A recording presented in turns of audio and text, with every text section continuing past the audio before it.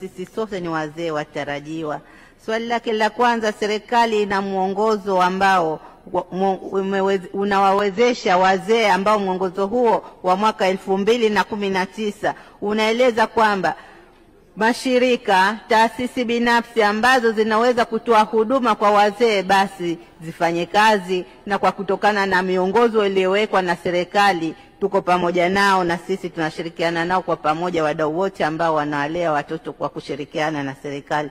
Lakini swali lake la pili, serikali kwa kupitia maboresho ambayo ya mwaka 2003 toleo la 2024 inawataka watoto wote au jamii kuwalea watoto wao kama nilivyoeleza swali langu la msingi, na itapoonekana kwamba sera hii haifanyi kazi vizuri, basi tutaendelea kutunga sheria na kuileta hapa bungeni kuhakikisha wazee wanatunzwa na watoto wao, na hatua kali zitachukuliwa kwa wale ambao wanawadharau au kutowajali wazee wao. Asante Mheshimiwa.